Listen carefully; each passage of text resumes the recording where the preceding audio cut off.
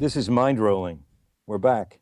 Another podcast from Raghu Marcus, who isn't me, and David Silver. But we're all one. I'm me. We're all one, right? Right, Raghu? Well, that's We're well. all one, right? All Because right, sit down. You're getting too excited. I did want to say to everybody that I'm really happy for the community that's being developed around developed. It's not the it's right word. That's coming six, together. six people, lost souls. Okay, now there's thousands of you out there, and we're really happy to get this nice beginning for Mind Rolling podcast. And so we're talking to people. Twitter's going on. Isn't it great, Dave? Dave?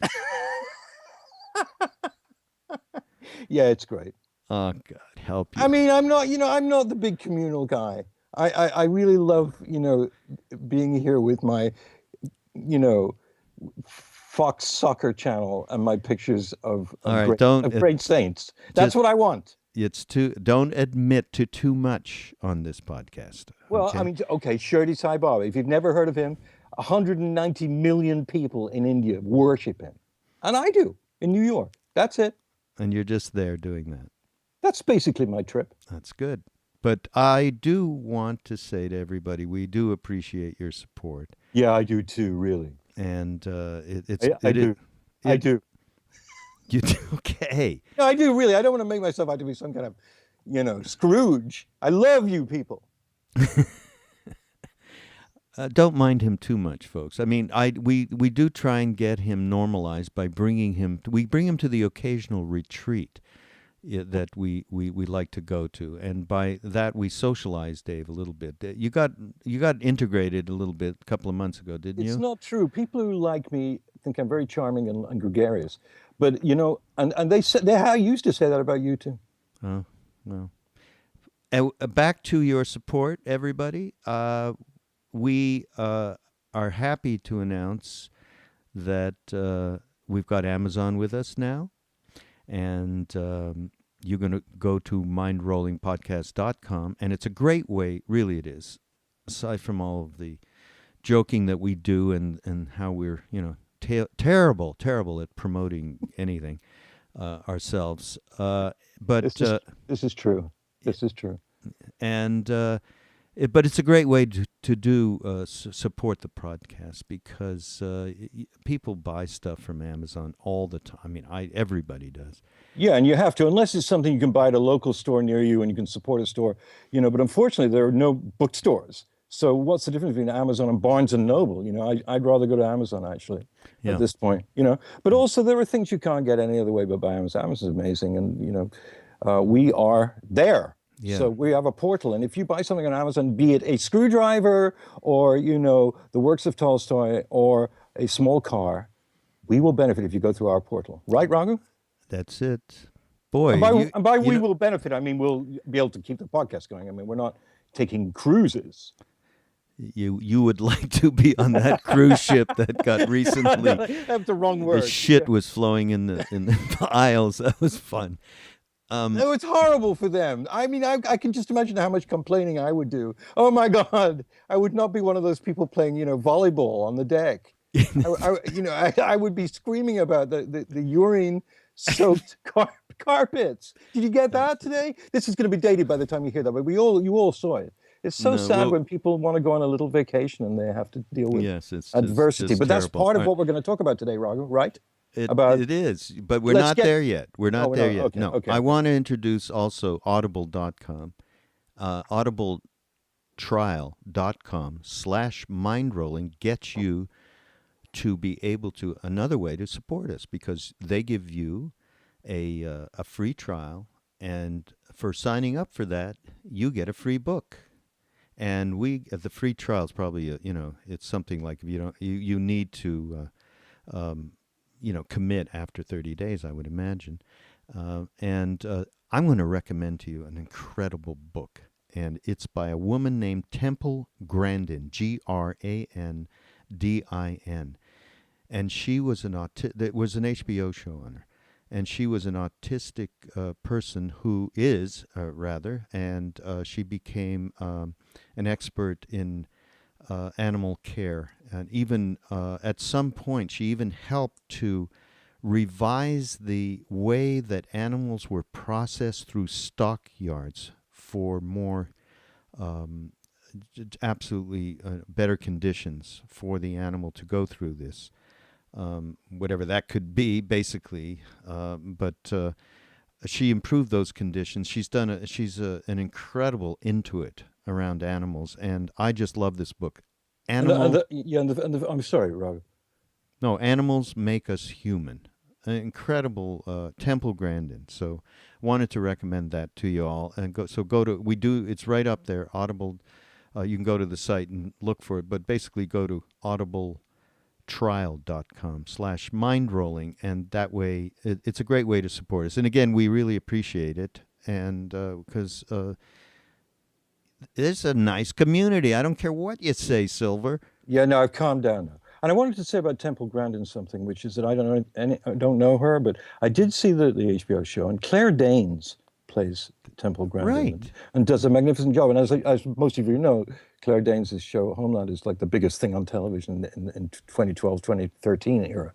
So she does a great job. And anything that can really start to be accurate about telling us about situations that people are in, like autism, and opening us up to what should really, what we should really be feeling about this, really, rather than some ridiculous stereotype.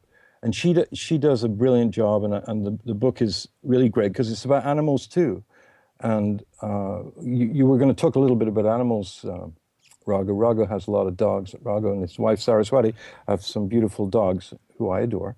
But I'm You just told me you hate I- dogs. Well, that was before that we did the part. That was the real me before the podcast. And if I say that, look, I live in an apartment 24/7 with the woman who's the head of the New York Humane Society, or Yeah, the, right. the Humane Society of New York. And if she hears this podcast and hears anything negative about this, I'll be living alone. Which it's happened to me before. But I Yes. love animals. We all love animals, and animal consciousness is a huge thing now in the world, bigger than ever. Because when I was working at NBC for a while. Once I asked someone what was really the best way to make money on television, what was it? And he said, ultimately animals. Really? And, that was before American Idol and everything. But people love to see animals on TV. They love to read about them. But much more important than that, they want to be able to take care of them. And the rescue situation is very important. Maybe we should turn this podcast into an animal podcast. Do you think that? Well, I could be pretty animalistic if that's what you're talking about. Yes. Yes. Yes. No, I think it's great that people care now much more about animals because they know, anybody who's seen Life of Pi or read that book knows the implications, which are that, there were, 200 Bengal tigers in the world or 400? Just think about that. I mean, that makes me into a crazy person beyond description, more than almost anything else. Yeah. I mean, my goodness, 400 Bengal tigers? That is so saddening, isn't it? Yeah. No. I mean, I go to India a lot, and it's just the way of the world as it is right now. Certainly, in terms of the environment, very, very difficult. Well, if you go on Facebook, there's a site which I can't name immediately, but you can find it, which is about the trophiness of pelts. Right. And skins of animals and how much that's doing to make it even worse. And that's easily banned in various countries. And I think that's a great cause to get behind, which is to get people to stop killing what we have left for some stupid trophy on some stupid idiot's wall. Well, it is the tip of the iceberg, isn't it? Yes, right. I mean, in terms of what's going on. But it's symbolic, what I mean? Like we should stop everything which is stopping the growth and of the animal kingdom. Yeah. And in that light, of depressing thoughts and realities, I was walking by a newsstand the other day, and I noticed a magazine, and it was a Buddhist magazine, which I know about, called Shambala Sun. And the cover said, I was 10 feet away or something, and the cover, I could see, just the title. Life is tough. Deal with it. on a Buddhist magazine. And then I went real close to it. And between Life is Tough and Deal with It, there was a small print. Here's how to. So there was a little bit of positivity, a little bit of light at the end of the tunnel related to this. I just thought, boy, that's for a Buddhist magazine to. It was a great way for. They were looking for new subscribers and just getting it out there in the way that nobody's ever really seen from any kind of Buddhist publication. So life is tough, and here's 6 ways to deal with it. Okay, and you need these. I want to give them to you. These 6. They're amazing, aren't they? I have them in front of me too, I think. You do? Yeah. I did. Did you get this magazine? Turn all mishaps into the path. Oh, that one. Jesus. Yeah. Drive all. I'm going to read them. Okay, wait. Let's just talk about what's your most recent mishap? Mine? Yeah. Well, I dropped a plate. No, a mishap is usually it's a mishap with like other people. Oh. Okay, which you have regular. What was your last mishap? Mishap? Yeah. Was Faux pas, mishap, whatever the heck. It was in the small grocery store that I go to here in New York, and I was in there and I was trying to choose some kale, and I put my basket on the ground. It's a very small grocery, and a woman with a large, child carrier, pram, a stroller, came in and didn't give me more than 4 seconds before she really got kind of mean about moving. And instead of just being gracious and saying, "Oh, I'm really sorry," I did say, "I'm really sorry, and I'll move my bag." But I gave her, I gave her a glare. The glare. I glared at her, and then I remembered Rhondas saying many times, "You only know where you're at spiritually when you're in the grocery store behind some woman who can't find her purse or her money." And I remembered that exact thing, and it was just as important as anything. I mean, I glared at this woman, but I didn't, it wasn't like aggressively bad glaring, but I knew it was a glare. That's a mishap. That's a mishap. Mishap, yeah. Okay, I'll buy that. That's a mishap. I was driving on the freeway yesterday, and I'm even saying to myself now, even though you're late to this appointment, you're going to just be very calm. And the guy in front of you that's going 40 miles an hour in a 60-mile-an-hour zone, he's probably lost in thought, something. So just relax. And that lasted about 2 minutes. 2 minutes with you? That's a miracle. That should be in the Guinness Book of Records, for God's sake. You mean that it was that long? Jesus. Okay, so mishap, so we've had a couple of mishaps here. Do you want to tell us, can you consolidate what they're saying here about how to write, turning the mishaps into the path? What are we talking about there? Well, they it's a really beautiful and great article and by Norman Fischer, but it comes down to these 6 things. Turn all mishaps into the path. Drive all blames into one. Be grateful to everyone. See confusion as Buddha and practice emptiness. Do good, avoid evil, appreciate your lunacy, pray for help. And then lastly, whatever you meet is the path. Whatever you meet is the path. I'll do it again because noises are happening now. Pages are being turned. I'm looking here. Ruining my recitation here. Whatever you meet is the path. That's the most important part of it.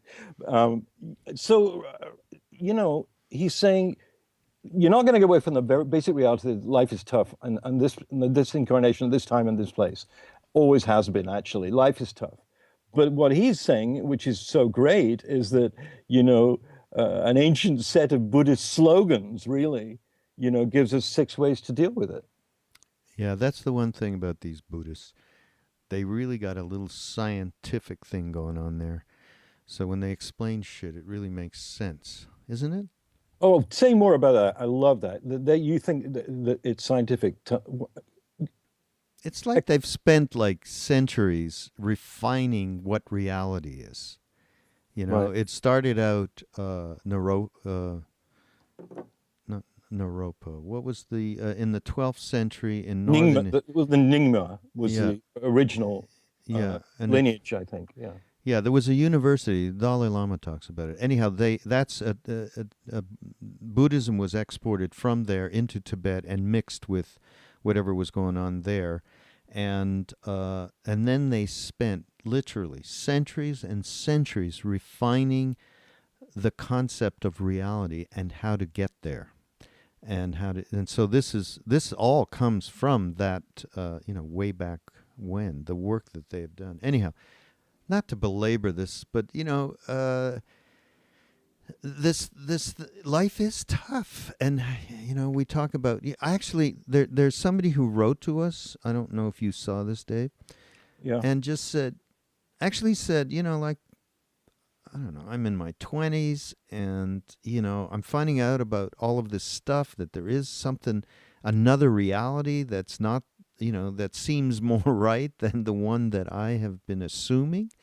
But I want, how do you deal with it on a day-to-day basis? So that's why I like this article. Yeah, let me say that in answer to that, I remember that communication, and it was really honest and very vulnerable, and I moved me actually, because we've all been through these times. But he says in the article, this is a great article by Norman Fischer. He says, in answer to that, he says, there's an old Zen saying, which is, the whole world's upside down. In other words, the way the world looks from the ordinary or conventional point of view is pretty much the opposite of the way the world actually is, the way the world actually is.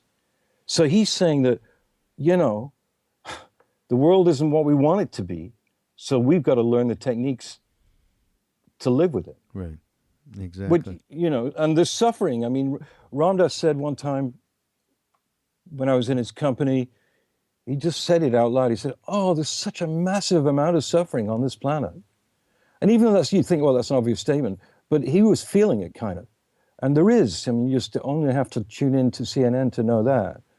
And, it's worse conditions than we have by far in some countries where women are oppressed and beaten, and where rape is a weapon of war and all that horrible stuff. How do we deal with that horrible stuff and not go, crazy? And that's, I think, one of the things that Norman Fischer in the Shambala Sun is talking about, Raghu.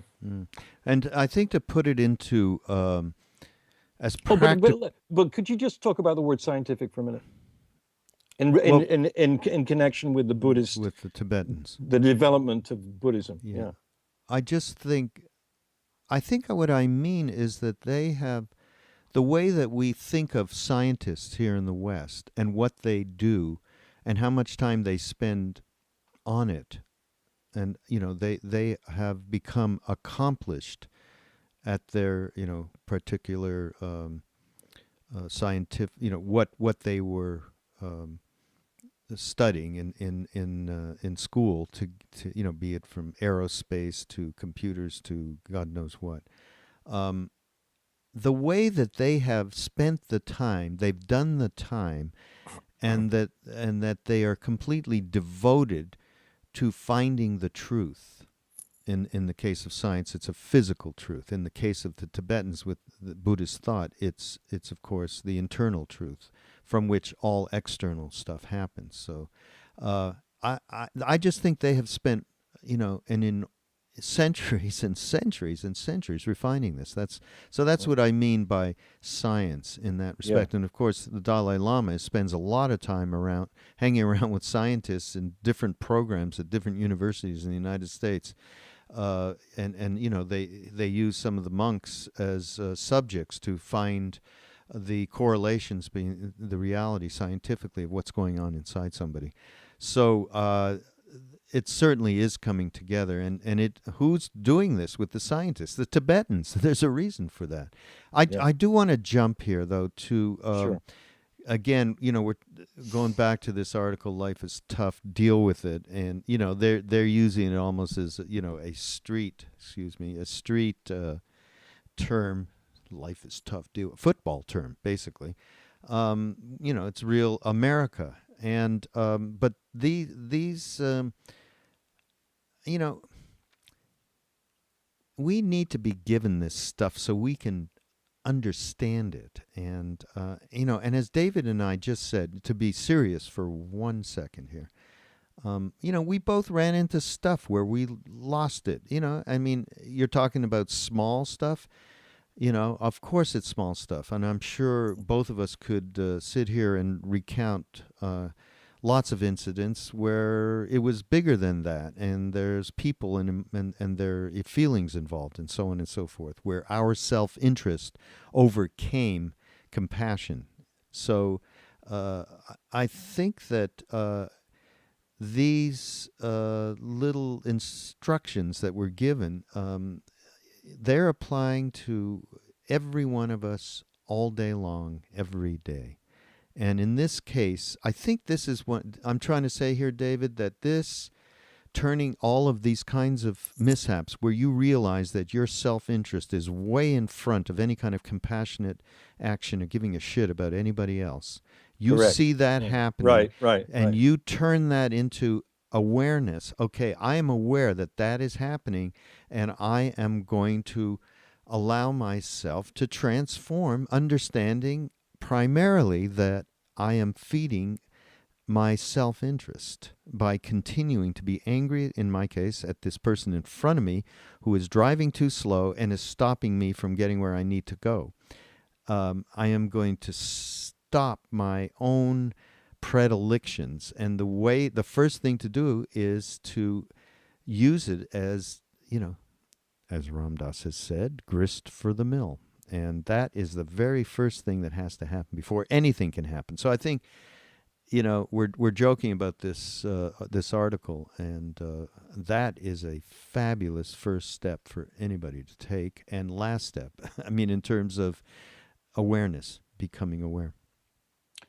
Yeah. I mean, if you can't, you're right. If you can't get to the point where you can see yourself and know that you're either defending an ego identity or something that is so kind of, what can you say? What happens to bread when it goes bad? I've forgotten the word. You know, what's that word, Raghu? When bread gets moldy or something. It gets moldy. Yeah. Well, I'm asking for a reason. It's a simple word. It gets moldy. No, it gets stale. I'm looking for the word stale. Oh, okay. stale. When you've got some stale ego identification, you had some tape playing or some file playing, and you're having an argument with someone about something, and then suddenly in the middle of it, because you might have meditated for 30 minutes that week, suddenly you realize that instead of arguing from the heart or talking from the heart, you're talking from a stale version of an opinion that you once had against someone who's open-heartedly saying something. I've had that happen to me many times when I've just stopped in my tracks. And sometimes, thank God, I was able to go, I'm not going to argue about this anymore. Not because I think I'm right, but I think I'm wrong. And that's a mishap. That's turning a mishap into the path. Because as soon as you do that, it's great. Life becomes better. It really does. I mean, you have to catch yourself. I don't mean to be guilty all the time, but to catch yourself either defending something, you're making a big noise with those papers. I am. Yeah, I'm just trying to find it's like a big Encyclopedia Britannica paper or something. I'm just trying to find the next point. Okay, now I knew what you were doing. Oh, no, okay. no, I didn't. No, I mean the next one he says is drive all blames into one. Okay, now driving all blames into one is very important. Just like noticing your mishaptitude. Do you know any blamers? I know only blamers. I mean, no, but I mean, you look at Facebook, it's amazing because you'll see a certain part of the mosaic of the friends that I have, for instance, do a lot of complaining and others never complain. And it's weird to get that mix where you've got someone who'll send something, some kind of Buddhist sutra, with a picture on it on Facebook, and they say something and it's really beautiful. And then the next one is somebody who works for a record company. He's going, this company sucks. And I hate fucking music, and I hate you all. And that happens on Facebook. It's a very interesting part of the dynamic of Facebook for me. And I think, oh, what a shame, he's so angry. But blaming takes all our energy and puts a burden on our shoulders at the same time. So what Fischer is bringing out here, drive all blames into one, is really important, really crucial. Wait, Is to, to stop blaming people. I have to go back a minute though. Why? Facebook. I Yeah. mean, you're complaining about. Well, actually, did you complain about the fact of the commerciality of everyone selling stuff on Facebook? Selling one thing or another. From. I'm sure I did do that at one Have you time. complained about that? Have I ever complained about it? Yes, because sometimes something will recur coming on going, this is Ruben Jason Stedman's second gig. Come again to the Brooklyn, club fart. And I don't want to know it. I don't want to hear about it. But on the other hand, I've come back as a mishap. It's just me being English. It's just ridiculous. The guy has a right to publicize himself. And thank God he's got a way to do it now. Before, there was no way of doing it. You couldn't even buy an ad in a local paper. It was too expensive if you're the average starving musician. So good. Get on Facebook. But I guess it irritates me only because I know they're not actually even trying to be personally. Well, wait. I want to point something out. Yeah. We have a podcast, mindrollingpodcast.com, that you are promoting on Twitter, yes, Facebook, and God knows what else. Many other esoteric things. Yes. And tell everybody the truth, okay? I have no problem with the internet. I love the damned internet. No. What? I want you to tell the truth that you signed off, you got rid of Facebook till you started Mindrolling Podcast. After you started Mindrolling Podcast, the guy has like 4 billion friends now. He's talking to people. I mean, right? That's a complete lie. Like a big lie, because I have to be on Facebook now because Mindrolling, and it's lovely, and I love everybody. No, Facebook is a little weird because there are weird people on it too, and I don't know whether I occasionally have to read something weird from a weird person, but I don't want to defriend them because I want to show love to them. I don't think so. Whoa, you are really skeptical. Anyhow, back to I don't know. Should we go back to the Buddhist or back to the Facebook here? No, not Facebook, because I know. Seriously, we wouldn't be doing this without all of those things. It's wonderful. It's democratized us all, so we can all get our little words out there and try. That's true. It's a great thing. But so I want to ask you: drive all blames into one. That don't be a blamer, but expand upon that, Mr. Marcus. I mean, what does that mean? Drive all blames into one, which is the second tenet of these Buddhist tenets. What do you think? I think that, boy, we all blame all the time, because if we're not blaming someone else, we're blaming some kind of external condition. If it wasn't like this, it'd be okay, and I think taking all of that blame and wrapping it up into one little arrow that points at you is what they're talking about here, okay? You mean me personally or yourself? Well, most everything bad that has happened around me is because of you. This is true. But I think that's... No, but I know what you're saying. Bring it home. Bring it home. I mean, you just got to blame yourself. It's you to begin with. If there's anything true, it's that it's not, there's no you and them in a way. It's hard, this one, though. It's hard. Because, if somebody cheats you of money or hurts you physically, or a member of your family, or does something aggressively harsh, it still holds this, doesn't it? You still can't blame them. There's no exceptions to this. And then you start blaming yourself, and you end up like, crazy. Oh, I'm I'm bad. God help me, So it's not that either. It's really just. Again, it boils down to awareness, because you become aware of what you're doing, and the more that you do, and the more that you stop running away from the bad feeling that gives you, because you see yourself in ways, of course, that aren't pretty, which is which leads me to just remember for a second, those years that I spent in India. When Rhondas went back the second time, and I went over there and managed to get him to get me up the address to get up to see Neem Karoli Baba, Maharaji we call him, and boy, one of the first things I noticed after just, after going through the ecstasy of, wow, finally found, just absolute unconditional love in a, in a localized somebody. I mean, Mhm. it was unbelievable. But then we used to be, because that mirror was so powerful, that reflection of this being that had no ego, it was amazing to see your thoughts writ large, as they kind of like were cartoon things, floating over there. Everything was slowed down so big time that you really saw that. So there was instant recognition of awareness, because you were in that place from which, you had a vantage point of more, a little bit more compassion for your predicament, so that you weren't blaming yourself, having these thoughts. Um, you weren't blaming anybody else. There was Right. less antagonism, basically, and more spaciousness. And I think that that's really what they're talking about here.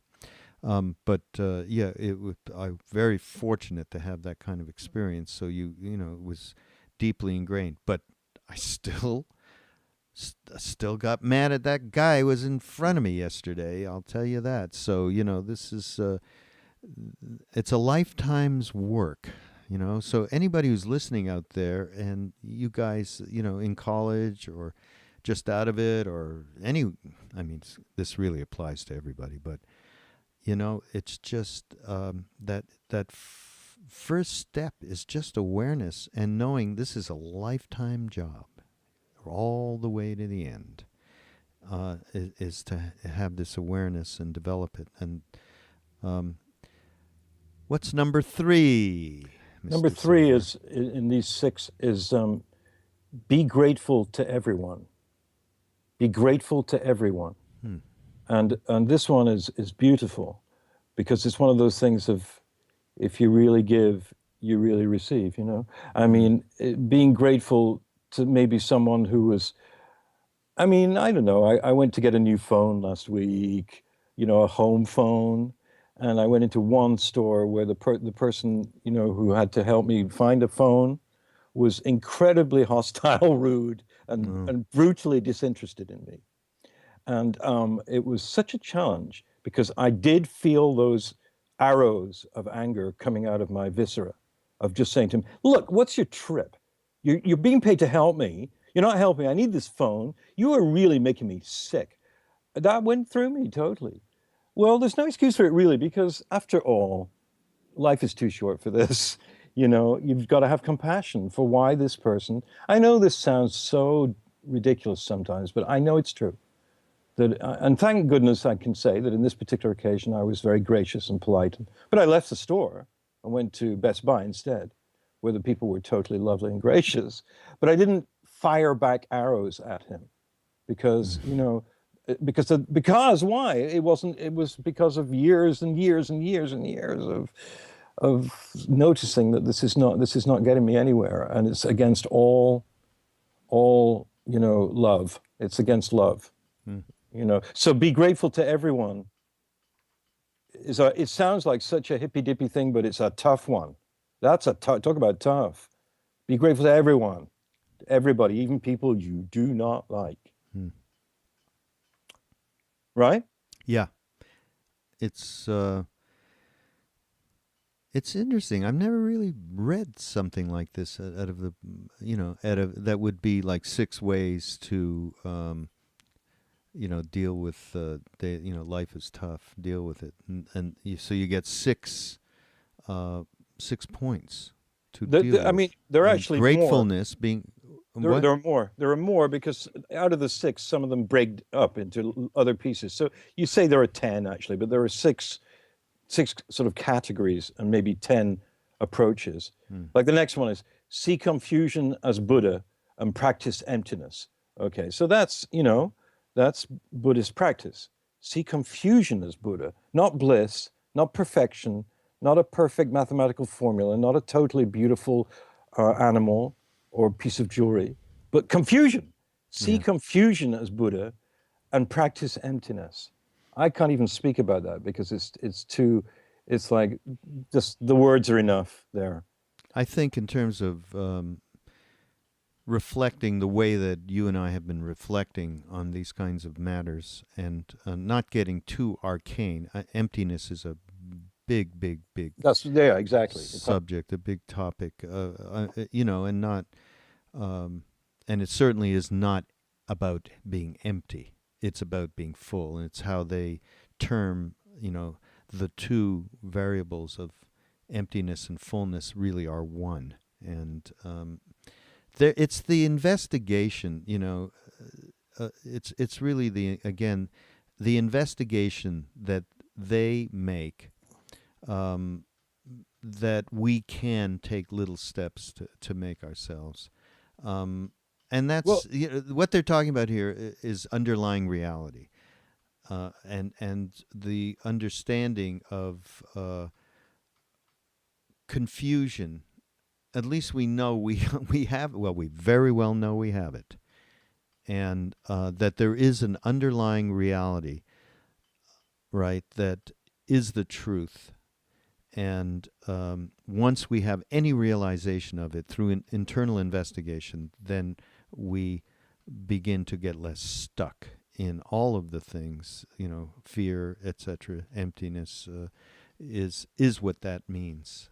Yeah, I mean, think like understanding that underlying reality. even death, even someone's passing who you love, whatever it is, not it's confusing. All of that is confusing because you want that person to be there with you and whatever, or it's even confusing to have a trivial mishap. But if you can see, as they say, if you see the confusion as Buddha, that the underlying truth is takes in everything, and start relaxing a bit with it. And not letting it get to your real heart. The next one is actually wait. I got it because when you're talking about death here, as an example of this, and I, as many of you know, I do another podcast with Rhondas where I pick talks of his and talk about them a little bit and introduce them and so on. Ramdas Here and Now at ramdas.org, by the way.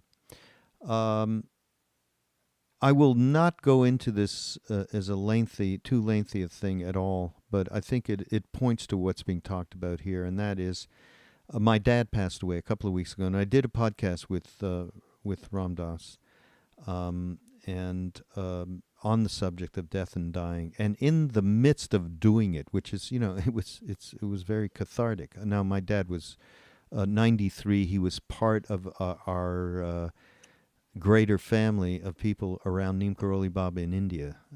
My dad was, and so he had a blessed life and a very graceful passing transition.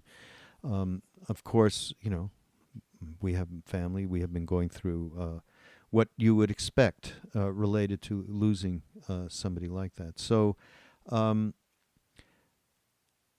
the midst of me doing this podcast, maybe I've told you, David. I'm not sure that I have, actually, what happened.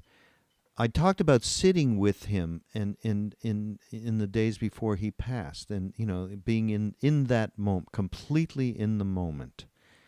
And in this talk that Ramdas gave, he talks about being with dying people keeps one on the edge of awakening. You're right there, because of the nature of the vibration around someone a soul making this transition. You're right there. And it was, and you see, just like I talked about seeing Maharaji when physically was there, and seeing my thoughts like cartoon characters slowly wafting over like a cloud, and you were so aware. It was this, I realized when I was doing this podcast, I realized right as I was doing it, that was the same moment, sitting in front of this being who was completely free, and sitting as my father was passing in that moment. They were both the edge of awakening. And they were like total opposites, right? One could say, well, it was real horrible, sad, and sitting there with your father, and and the other, whoa, joyful, you met your guru, and he was just fun and it was the same moment. I experienced that then. So just Yeah, wanted to. I mean, really, that's the perfect example of see Confucian as Buddha. Because it's maybe the word Confucian is not quite appropriate, but it does sort of cover that ground. You know, there's a lot of like tapping and hammering going on, but I didn't say anything because what you were saying was so moving. But there is a lot of It's very unfortunate, and again, I'm going to blame my yeah. our mentor, Duncan Trussell, and here's another. It's a bit of a stretch to be blaming him. I Oh, mean, I think absolutely blaming him. well, basically what you're saying is he said podcast doesn't matter if there's hammering or someone Sawing. someone getting laid in the next room or something. Like, it doesn't matter because people like that. He didn't Well, say that, okay? I said that. Yeah. All right, so I apologize. You don't have to. Okay. What you were saying is very powerful. It came through. But let's go on to the next one, Yep. which is actually 4. You see, that's why I'm saying there are 10. It's 4 things that he writes together on one line. And they are do good, avoid evil, appreciate your lunacy, pray for help. I'm going to read those again because they're beautiful. Do good, avoid evil, appreciate your lunacy, pray for help. Yeah. And I mean, that's another. That's all there is to say. You can't really say that. And the one I love most about it is appreciate your lunacy, because he's saying, or they're saying, or the Buddha somewhere within his teachings is definitely saying, cop to yourself. Just, fucking cop to yourself. Like, see what you really are. And don't be ashamed or guilty, but see it, and then if you want to change it, whatever, but don't pretend that you're not that when you know you are. And it's not a guilt trip. It's just a way of saying, appreciate your lunacy, your uniqueness, and your karmic predicament. You're you. You're sitting there, and you're doing whatever you're doing. And if you really look at it, it's beautiful because it's alive and it's a manifestation of a seed, my God, a miracle, the miracle of conception, all of that. There you are. And he's saying, appreciate your lunacy. And then pray for help. Because he's not saying indulge your lunacy. He's just saying appreciate your lunacy. Get it straight, get it straight. And then pray and go, Buddha or Allah or whomever, and just say, please, I want to just change up from this and be more useful to the other people on the planet or something. Right? But pray I love for help. These are really Zen things, Raghu, more than anything else. They're piths, right? They're pithy statements. And I think that Mr. Fisher is right.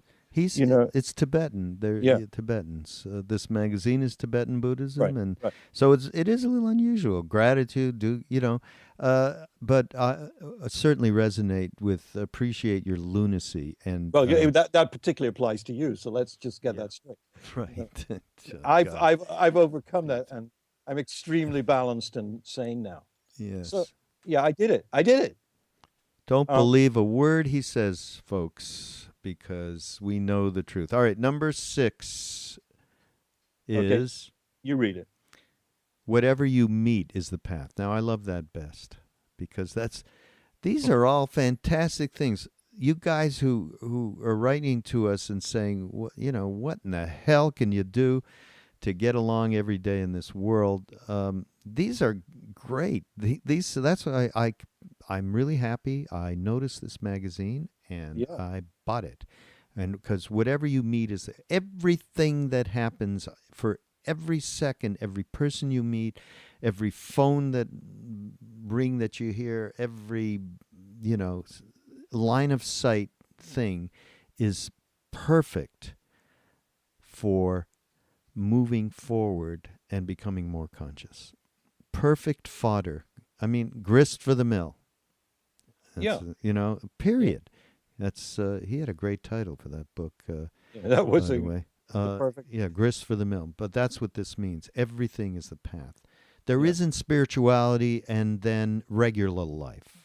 Right. There isn't a job and a no job. There isn't a family and a no family. There is just whatever is with you in that moment through any of the external phenomena that we are always going through. That thing is your chance to transform, transmute, and be more aware and move forward. And if you treat everything like that, it's absolutely going to be way easier to navigate this very tough world. Life is tough. Deal with it. And here's how to. And, we gave a few how-tos of our own, didn't we, Dave?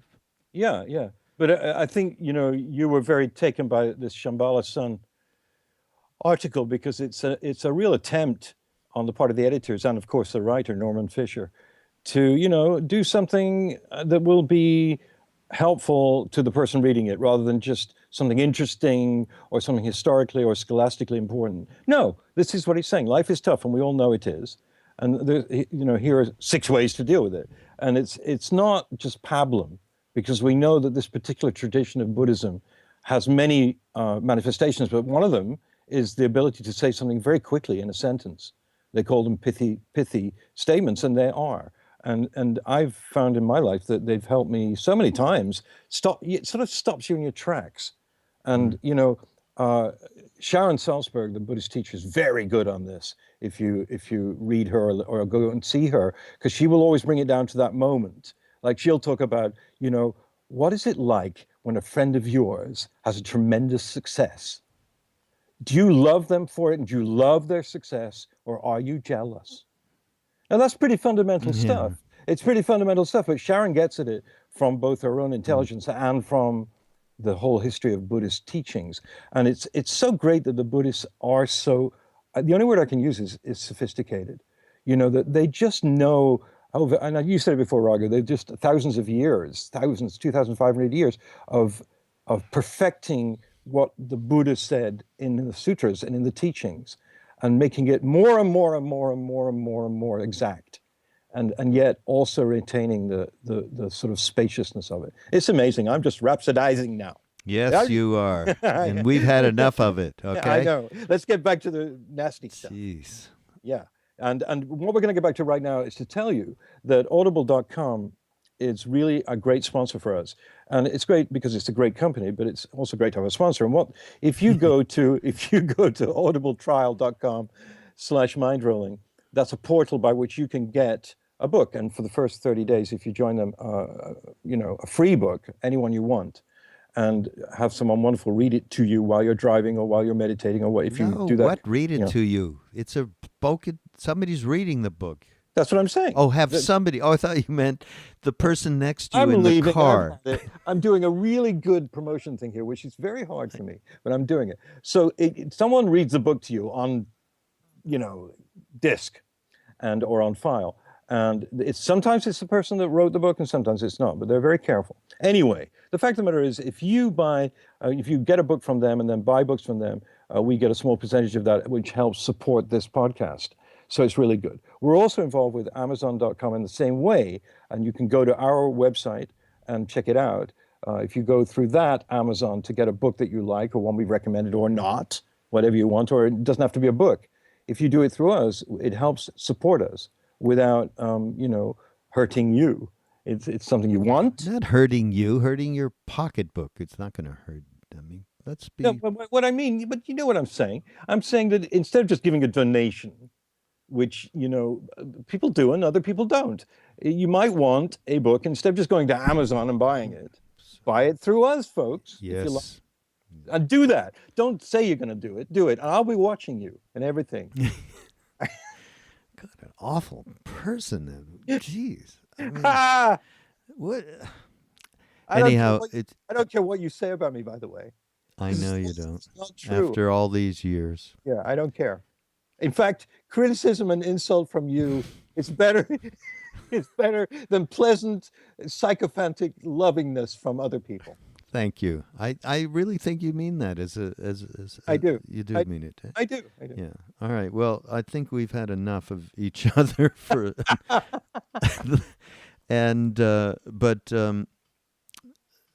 seriously, folks, if you're really interested, go get that latest Shambala Sun.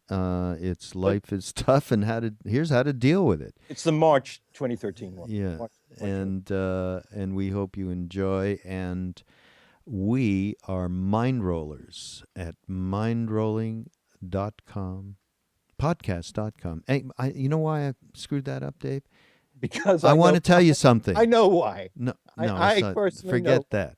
Okay. I want to tell you that we are going to have T-shirts.